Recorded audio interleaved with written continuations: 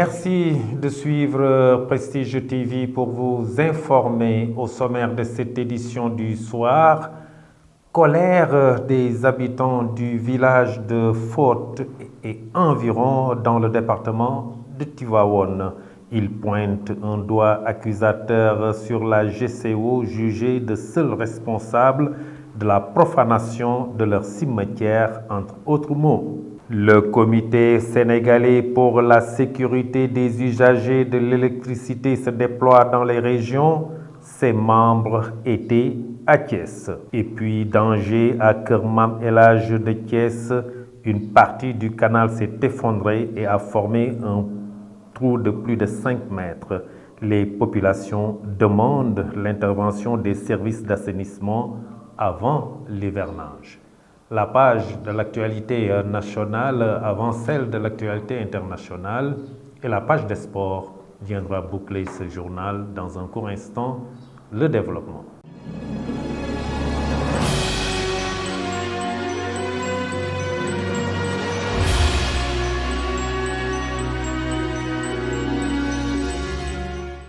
Mesdames, Mademoiselles, Messieurs, bonsoir et bienvenue dans ce journal que nous ouvrons avec le point Covid du jour. Ce mercredi 27 avril 2022, le ministère de la Santé et de l'Action sociale a reçu les résultats des examens virologiques ci-après.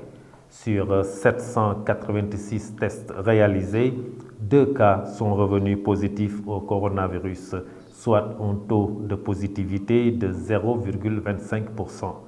Un cas importé enregistré au niveau de l'AIBD, un cas issu de la transmission communautaire et ce cas est du département de Dakar. 3 patients suivis ont été contrôlés négatifs et déclarés guéris. Aucun cas grave n'a été pris en charge dans les services de réanimation. Aucun cas de décès n'a été enregistré hier mardi 26 avril 2022. L'état de santé des autres patients hospitalisés reste stable. Restons vigilants et continuons à respecter les mesures barrières. Je vous le disais tout de suite dans le sommaire, la colère des habitants du village de Fouta et environ dans le département de Tivaouane. Ils ont organisé une marche pour protester contre la délocalisation de leur habitation, la profanation de leur cimetière, l'accaparement de leurs terres et la destruction de leur environnement. Le seul responsable n'est autre que la société Grande Côte Opération, la GCO, qui exploite le zircon dans la zone. Je vous propose d'écouter Serigne Mbacké Mbaye, le porte-parole du collectif des impactés de GCO. Il est au micro de Prestige TV. li tax ñi nga xamanteni mo tax ñu gantal amuk loolu nga xam dañ ko bëgg def muy yokku sen am koom di continuer di ngacc suñu deret di ko dunde ñun suñu rangoñ di continuer di touru loolu moo tax ñu ni anduñu ci. Nous nous sommes réunis aujourd'hui pour fustiger l'attitude de la GCO, la Grande Côte Opération, qui exploite le zircon dans la localité de Diogo. Mais cette société ne respecte pas ses engagements vis-à-vis des populations du village de Fouta et environ. Je peux même énumérer comme engagement les champs donnés aux eaux et forêts et non restitués aux populations. Il y a aussi la profanation de nos cimetières, le recrutement discriminatoire qui s'opère au détriment des impactés, s'y ajoute le licenciement arbitraire, entre autres. En tout cas, nous déplorons jusqu'à la dernière énergie cet acte que l'on peut qualifier de crime odieux. Au moment où la GCO est en train de booster sa production vers la région de Louga. En tout cas, nous disons trop c'est trop et nous lançons un appel au chef de l'État, son Excellence le Président de la République Macky Sall, pour qu'il puisse saisir personnellement l'affaire des habitants de Fod. Et si cela n'est pas résolu, nous allons passer à une vitesse supérieure et ça sera catastrophique. Après Dakar, le comité sénégalais pour la sécurité des usagers de l'électricité se déploie dans les régions. Ses membres étaient à Thiès ce mercredi pour la mise en œuvre du comité dont le contrôle et la supervision des installations électriques dans les ménages. Voici le directeur du Consuel à la sortie de la rencontre à la gouvernance de Thiès. Mamadou Dia est au micro de Aram Paye et de Doudou Dieye. Le COSIEL, c'est le comité sénégalais pour la sécurité des usagers de l'électricité, donc qui a été agréé par l'État du Sénégal en tant qu'organisme chargé de délivrer des attestations de conformité. Donc il s'agit là de contrôler toutes les installations qui sont effectuées donc dans les maisons, dans les établissements recevant du public, dans les établissements recevant du privé. Donc toutes ces installations-là qui ont été réalisées par des électriciens, il s'agit maintenant de les contrôler, donc pour les obliger à respecter les normes établies par les autorités administratives. On a démarré ces travaux depuis 2021.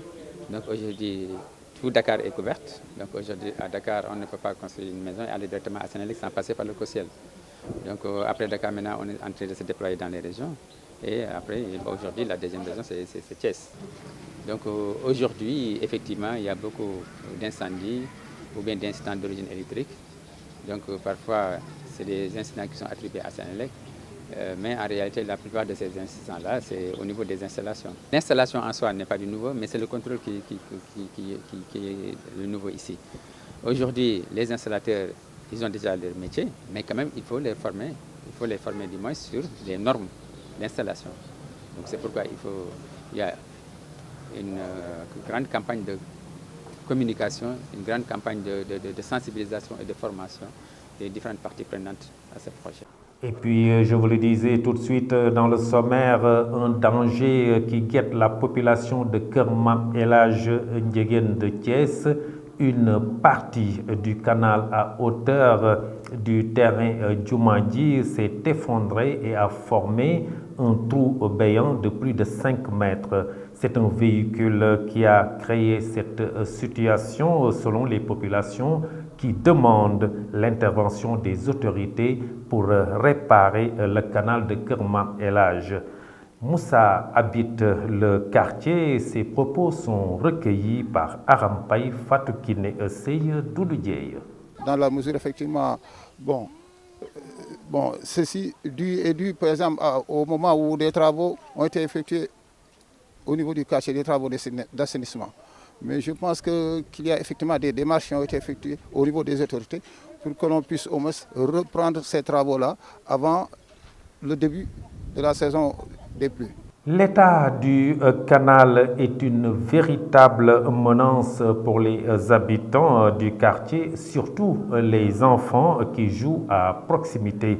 Abdou Sarr, qui habite Keur Mame El Hadj, alerte et demande l'intervention des services d'assainissement avant l'arrivée des pluies. Je vous propose de l'écouter. Il est toujours au micro de Aram Paye, Fatou Kiné Seye et de Doudou Dieye. Je suis un habitant de ce quartier et nous vivons une situation, bien que si ça découle aussi des travaux d'assainissement, il faut que l'autorité soit interpellée pour que cette situation-là soit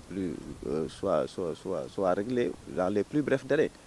Parce que nous vivons avec des enfants qu'on ne peut pas maîtriser. Alors, vous avez un espace de jeu et même sur la dalle, parfois il y a les gosses qui jouent ici. Donc il faut quand même que les autorités municipales interpellées sur cette question, alors fassent le plus vite possible pour que cette situation soit réglée. Parce que quand on ne dit pas qu'il n'y a pas de danger, ça c'est dire du n'importe quoi. Hein, c'est une situation qui doit être réglée dans les plus brefs délais. Ça ne devait même pas attendre. Hein, d'autant plus qu'ici il y a l'approche de l'hivernage qui fait que alors l'insécurité va demeurer et va persister.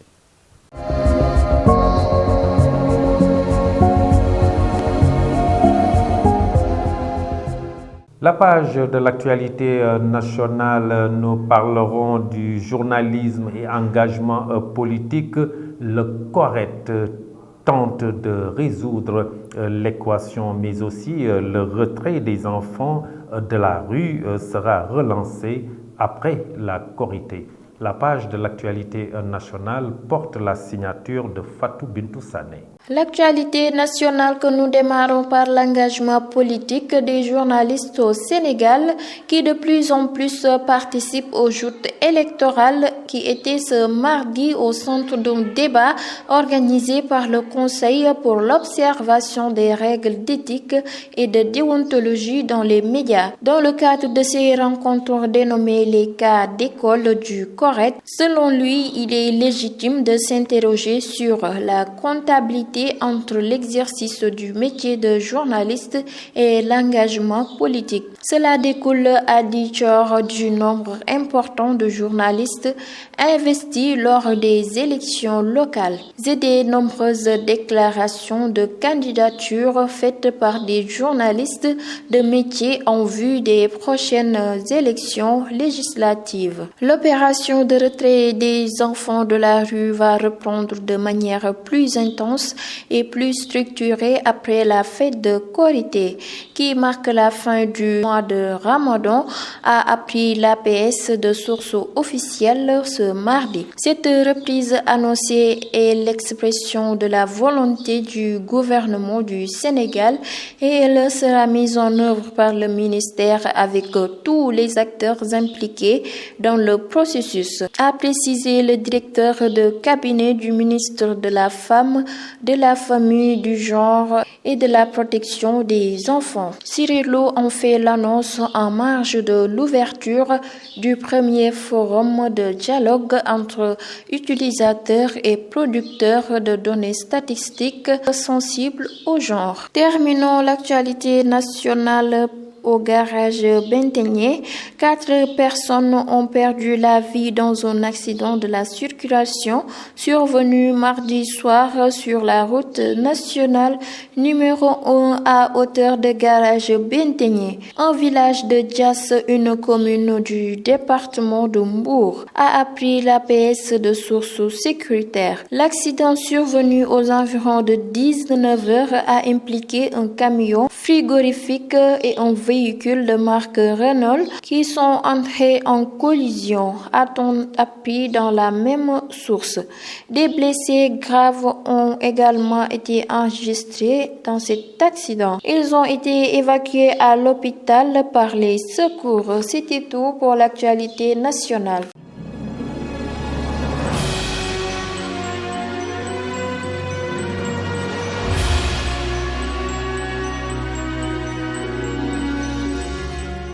Et sur l'international en Centrafrique, les autorités rejettent les accusations d'exaction de l'ONU. Cette page de l'actualité internationale, c'est avec Ramatoulaye Cissé. Démarrons l'actualité internationale par les prévisions très alarmantes de la Banque mondiale sur la flambée des prix. Les présages de la Banque mondiale sur l'évolution des prix des denrées alimentaires et des produits pétroliers ne sont pas rassurantes du tout.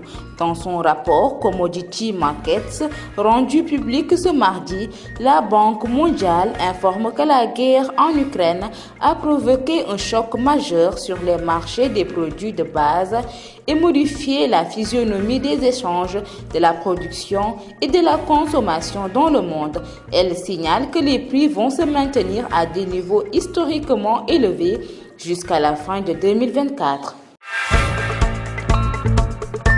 Les autorités maliennes ont constaté depuis le début de l'année plus de 50 cas délibérés de violation de leur espace aérien par des aéronefs étrangers, notamment opérés par les forces françaises, annonce un communiqué du gouvernement de Bamako.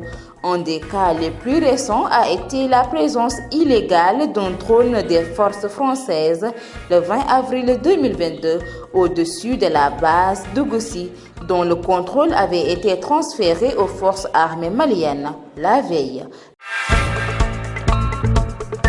Une centaine de terroristes neutralisés, 3 bases détruites, de l'armement, des munitions et des véhicules saisis. C'est le bilan d'une opération militaire conjointe annoncée lundi 25 avril dans un communiqué de presse par les états-majors burkinabés et nigérians. Les deux états-majors se félicitent du succès de cette opération. Ils évoquent un bilan important, une centaine de terroristes neutralisés, 40 autres interpellés. Lors d'actions civilo-militaires, les soldats ont aussi distribué 200 tonnes de vivres et des médicaments aux populations civiles. Mesdames et messieurs, c'en est tout pour l'actualité internationale.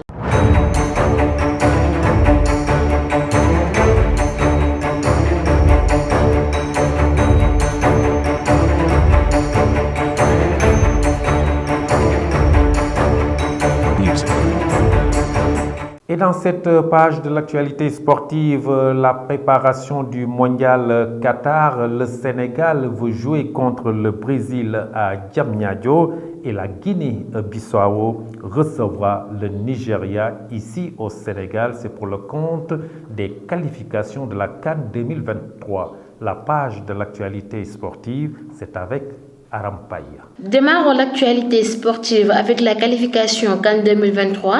La Guinée-Bissau recevra le Nigeria au Sénégal. Le stade national de Guinée-Bissau fait partie des sites qui n'ont pas obtenu l'approbation de la CAF lors de la dernière inspection. En effet, l'instance dirigeante du football africaine a donné aux pays qualifiés la date limite du 29 avril pour choisir le lieu de leur match à domicile. Et les Guinéens ont dû chercher une alternative en choisissant le stade Abdoulaye Wade de Diamniadio à Dakar. Passons à la préparation mondiale. Match amical, le Sénégal veut le Brésil à Diamniadio.